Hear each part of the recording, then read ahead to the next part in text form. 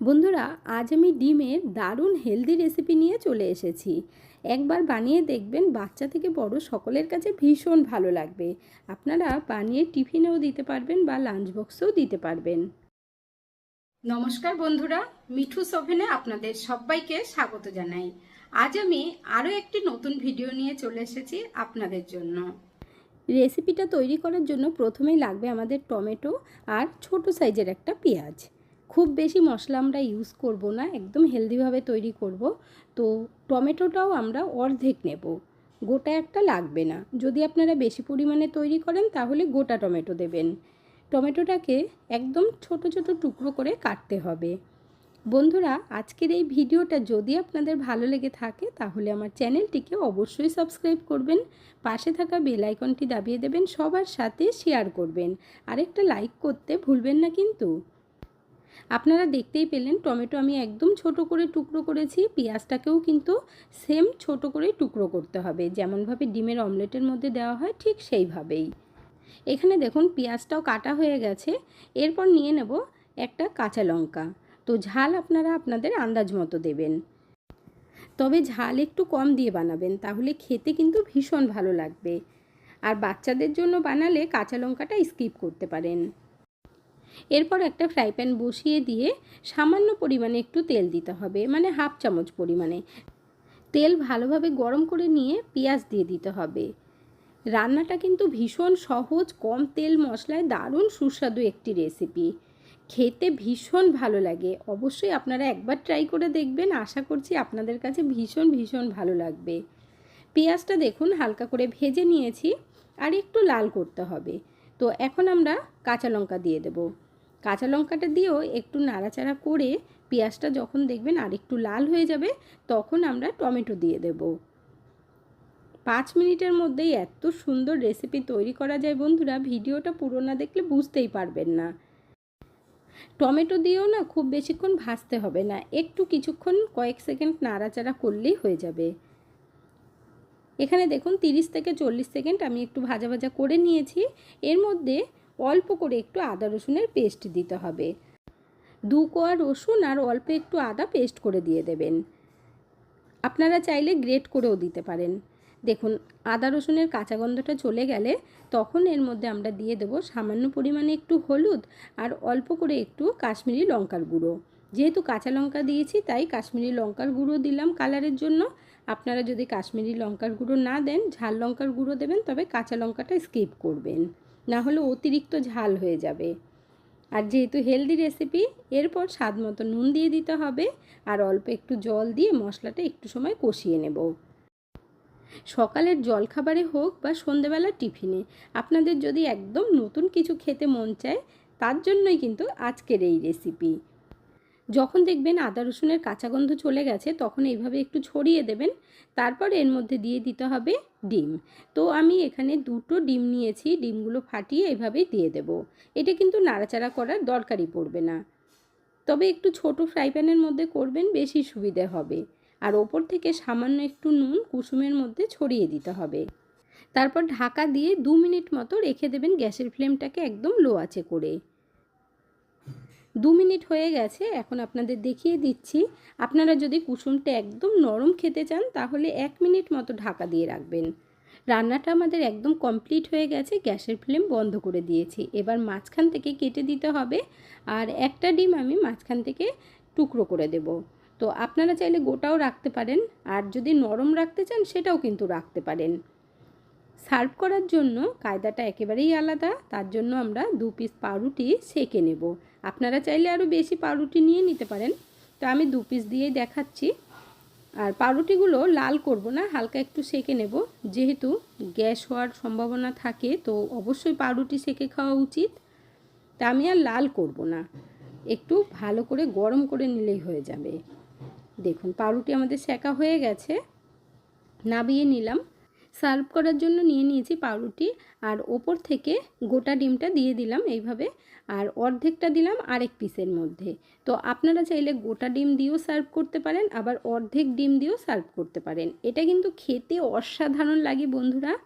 অনেক রকমভাবেই ডিমের রেসিপি তৈরি করে খেয়েছেন, তবে এই হেলদি রেসিপিটা একবার বানিয়ে খেয়ে দেখবেন, গ্যারান্টি দিয়ে বলছি বারবার বানানোর জন্য বলবে। এইভাবে তৈরি করে আপনারা বাচ্চাদের টিফিন বক্সে দিতে পারবেন, বড়দের লাঞ্চ বক্সে দিতে পারবেন। সন্ধেবেলা হালকা ফুলকা খিদে পেলেও খাওয়া যাবে, আবার ডিনারেও খাওয়া যাবে। যারা একেবারে কম তেল বা ভারী খাবার খেতে পছন্দ না করেন তারা কিন্তু এই হালকা ফুলকা রেসিপিটা তৈরি করে নিতে পারেন। এখন আমি এক পিস কেটে আপনাদেরকে দেখিয়ে দিচ্ছি, যেইভাবে খুশি আপনারা সার্ভ করতে পারবেন।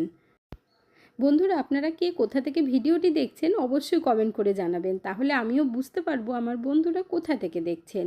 আপনারা সকলেই এত সুন্দর সুন্দর কমেন্ট করেন, আপনাদের কমেন্টগুলো পড়তে আমার ভীষণ ভালো লাগে। এইভাবে পাশে থেকে সাপোর্ট করার জন্য অসংখ্য ধন্যবাদ। সকলেই ভালো থাকবেন, সুস্থ থাকবেন। এখানে দেখুন পাউরুটিটা মাঝখান থেকে কেটে নেবার পর আরও দেখতে ভালো লাগছে। এরপর আরও একটা রেসিপি তৈরি করে দেখাবো। তার জন্য একটা বড় সাইজের আলু নিয়েছি, আর আলুটা কিন্তু এইরকম একটু লম্বা দেখে নেবেন। তারপর স্লাইস করে কেটে নিতে হবে। একটু পাতলা করে কাটবেন, অতিরিক্ত যেন মোটা না হয়। এই রেসিপিটা তৈরি করাও ভীষণ সহজ, মাত্র 5 মিনিটেই বানিয়ে নিতে পারবেন। এরপর আলুগুলোকে এইরকম লম্বা লম্বা করে টুকরো করতে হবে, স্লাইস করে কেটে নেবেন, তাহলেই হয়ে যাবে। সকালের জলখাবার হোক বা সন্ধেবেলার টিফিনে, সকলেই কিছু না কিছু খাওয়ার জন্য ব্যস্ত হয়ে যায়। আর একটাই কথা বলে, একঘেয়ে রোজ খেতে ভালো লাগে না, নতুন কিছু বানানোর জন্য বায়না করে বাড়ির সকলেই। তো আপনারা এই রেসিপিটা ট্রাই করে দেখতে পারেন, আশা করছি আপনাদের কাছে ভীষণ ভালো লাগবে। এখানে দেখুন আলুগুলো স্লাইস করে কেটে নেবার পর আপনাদের দেখিয়ে দিচ্ছি। আর ছোট ছোট করে কাটবেন না, এটা কিন্তু লম্বা করেই কাটতে হবে। এখন আমরা আলুগুলো একটা প্লেটের মধ্যে তুলে নিচ্ছি। আলুগুলো আমরা আর ধোবো না, তবে যখনই এই টিফিনটা বানাবেন না, আলুটা কেটে সাথে সাথে বানাবেন, না হলে কিন্তু আলুগুলো লাল হয়ে যাবে। এরপর আমরা একটা ডিম নিয়ে নেব। একটা ডিম আর একটা আলু দিয়ে পরিবারের সকলকেই খাওয়াতে পারবেন। তো দেখুন ডিমটা ফাটিয়ে নিয়ে নিয়েছি, এর মধ্যে আলুগুলো দিতে হবে। একদম সিম্পল পদ্ধতিতে বানাবেন, কোনো রকম মশলা লাগবে না, আর খুব সহজেই বানিয়ে নিতে পারবেন। দেখুন পুরো আলুটা দিয়ে দিয়েছি। প্রথমে তো ডিম আলুর সাথে ভালো করে মিশিয়ে নিতে হবে। একটা বড় সাইজের আলুর জন্য একটা ডিম যথেষ্ট। আপনারা যদি দুটো আলু দিয়ে করতে চান তাহলে দুটো ডিম নেবেন। এখানে দেখুন ডিম খুব ভালোভাবে মিশিয়ে নিয়েছি। ডিমটা মেশানো হয়ে গেলে এর মধ্যে দিয়ে দেব স্বাদ মতো নুন। এর মধ্যে এখন 1 চামচ পরিমাণে ময়দা দিয়ে দিতে হবে, আর ময়দাটা দিয়ে খুব ভালোভাবে আমরা মিশিয়ে নেব। একটু ভালোভাবে মেশাবেন, না হলে আবার ময়দাটা দলা পাকিয়ে থাকবে, তাই মেশানোর সময় কিন্তু একটু ধ্যান রাখতে হবে। দেখুন আস্তে আস্তে করে আমি মিশিয়ে নিচ্ছি। খুব ভালোভাবে মিশিয়ে নেবার পর আপনাদের দেখিয়ে দিচ্ছি, ডিমের যে লিকুইড রয়েছে সেটা কিন্তু অনেকটাই পাতলা আছে। তো চাইলে আপনারা আরও 1 চামচ ময়দা অ্যাড করতে পারেন, তাতে কিন্তু কোনো রকম টেস্টে ফারাক পড়বে না, খেতে বরং আরও বেশি ভালো লাগবে। দেখুন একদম তৈরি করা হয়ে গেল, এর মধ্যে আর কোনো রকম মশলাও দিতে হবে না। এরপর একটা ফ্রাই প্যান বসিয়ে তার মধ্যে 1/2 চামচ মতো তেল দেবেন। তেল যদি আরও কম পছন্দ করেন তাহলে আরও কম তেল দেবেন, কোনো অসুবিধে নেই। তারপর একটু ছড়িয়ে দিতে হবে আর ভালোভাবে গরম করে নেবেন। গ্যাসের ফ্লেমটাকে অবশ্যই লো আঁচে রাখবেন। এরপর ডিম আর আলু ভালো করে মিশিয়ে নেবেন, তারপর আস্তে আস্তে করে ঢেলে দিতে হবে। প্রথমে ডিমের লিকুইডটা ঢালবেন, তারপর আলু ঢেলে দেবেন। তো এই জন্যই বলেছি, আপনারা চাইলে কিন্তু ময়দা অ্যাড করতেই পারেন, কোনো অসুবিধা হবে না। আলুগুলো দিয়ে দেবার পর ভালোভাবে একটু ছড়িয়ে দেবেন, আস্তে আস্তে করে ছড়িয়ে দিতে হবে।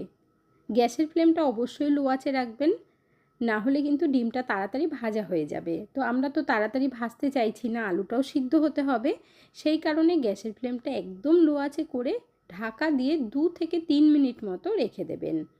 তাতে আলুটাও সিদ্ধ হয়ে যাবে আর ভাজাও হয়ে যাবে।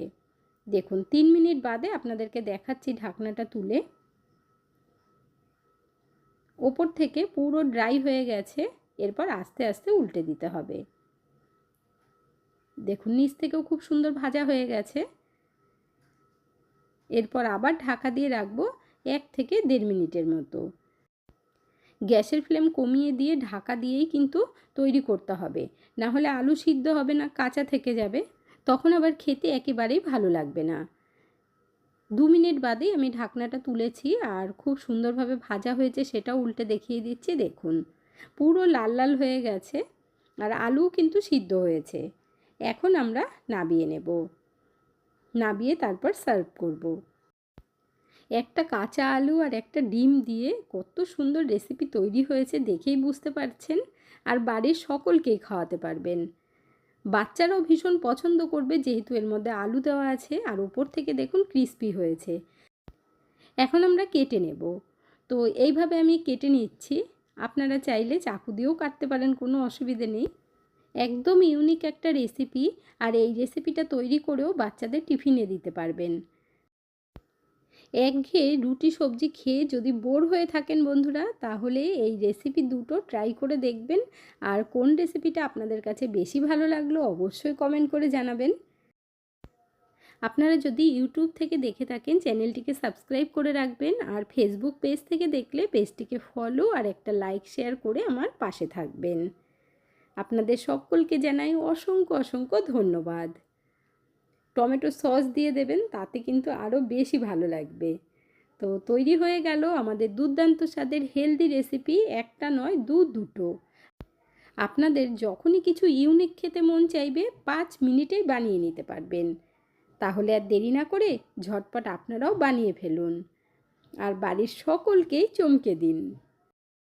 বন্ধুরা, আজকের ভিডিওটা আপনাদের কাছে কেমন লাগলো অবশ্যই কমেন্ট করে জানাবেন। ভালো থাকবেন, সুস্থ থাকবেন, দেখা হচ্ছে পরের ভিডিওতে। Thank you.